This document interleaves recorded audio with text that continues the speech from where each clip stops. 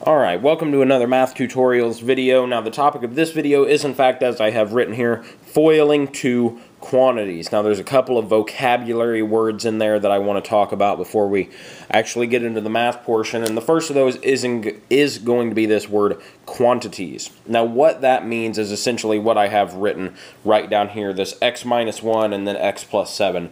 I'm sure you've probably seen something like this before, and each one of these is a quantity. It's a separate item here, a variable and a constant that is multiplying another quantity, right? Another variable and a constant. Now in this case we are simply going to be multiplying two of them. I am going to have an upcoming video where we do three and more essentially. So this is in fact just for when we are multiplying two. Now the second word here is foiling. You see I have underlined it and capitalized the F-O-I-L of it because, and there's a reason for that. There is a meaning to each of these letters. Now in case you are unfamiliar, the F is in fact representative of first, the O is outer, the I is inner, and the L is last. Now you may be wondering, first, outer, inner, last, what does that mean? I mean, why is that an acronym, right? And that's what I'm getting ready to explain. What this actually does is this tells us the order of which we multiply the variables and the constants in these two quantities. So let's go ahead and do this practice problem here on the next page. So we had x minus 1 and x plus 7. Now I'm going to write FOIL up here so that we can remember our order. Now whenever I say the word first, what first means is that I am going to multiply the first two variables and or numbers in these quantities. Now essentially that is going to be the x and the x. I mean, that is the first number in this quantity, or the first variable, and this is the first part of this quantity. So that x times x is in fact going to be x squared. Oftentimes you will hear students say, oh, well, that's going to be 2x, right? But we're not taking x times 2, it is x times x, so that is going to square that power. So just keep that in mind. Next up, we have outer, the O. Now what outer means?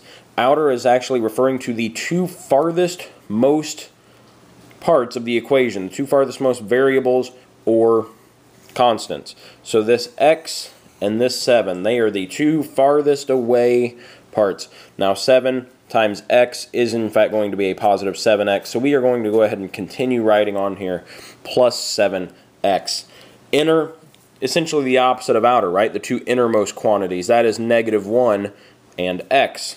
Negative 1 times x is negative x, or negative 1x. Yet again, here is a spot where you want to be sure you carry over that sign. So you're going to write minus x right there. And lastly, you have, ironically, last, the L, right? Now last is going to refer to the last numbers in each quantity, just as first referred to the first ones. So you're going to take this negative 1 times the 7, and you are going to get negative 7. Yet again, be sure you keep that sign. Now at this point we essentially have our answer. Essentially this is everything we need. But just for the sake of simplifying it, we can combine some like terms. Now we can't combine anything with this x squared because you can only combine variables of the same power. Now we only have one x squared, so that is going to be in our final answer. Then we can't do anything with this negative 7 either because there's nothing else that's constant, nothing else without a variable. But this 7x and this negative x do have both an x to the first power, essentially, so we can combine them. So 7x minus x will be a positive 6x. Simple as that, and that will be our final answer to this question, is x squared plus 6x minus 7.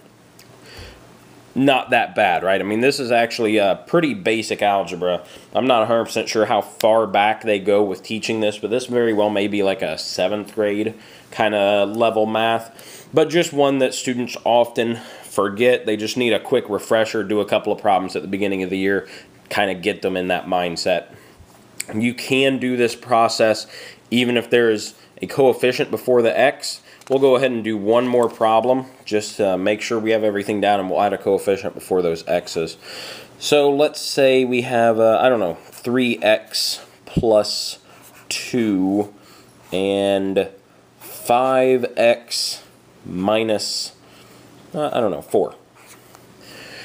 Now, if we want to FOIL these, F-O-I-L, first, 3x times 5x, right? We're going to multiply both that 3 and that 5, and then the x's together. So the 3 times the 5 will give us 15. X times x, of course, gives us x squared. So we have 15x squared just from that first interaction.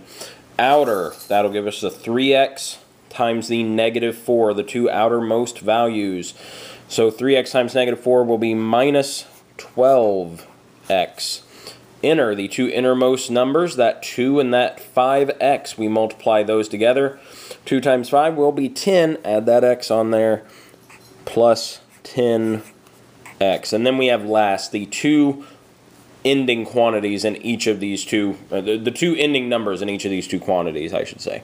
So we have a positive 2 and a negative 4. Now positive and a negative multiply each other. It isn't going to be a negative, so we get minus 8. So let's go ahead and simplify this. Yet again, we have an x squared here. Anytime you're multiplying quantities like this, whether it be 2, 3, 4, or 50, you're always just going to have one of the highest power, the very highest power. You should not be able to combine anything with it. That's a good way to check if you did something right. And also, you're only going to have one constant. That constant should never be able to combine with any other like terms when multiplying quantities. So I'm going to go ahead and write down 15x squared. We'll combine these like terms, negative 12 and positive 10. Will end up being a minus 2x and then minus 8 because there's nothing to combine that with like we stated. So that is in fact going to be our final answer for multiplying these two quantities together. Now the process of taking them apart is called factoring. I have a separate video up for that, one specifically referring to the kind of equations we would be seeing right here, where there's an a value equal to 1. Essentially that means there's no coefficient in front of that x squared. You can look that up. I'll also be making one where we deal with stuff that does have that coefficient, quadratic equations that do have that coefficient. So be sure to check those out if you're interested in that. If you have any questions, leave them below or on my blog, mrmathclass.blogspot.com. And thanks for watching. See you next time.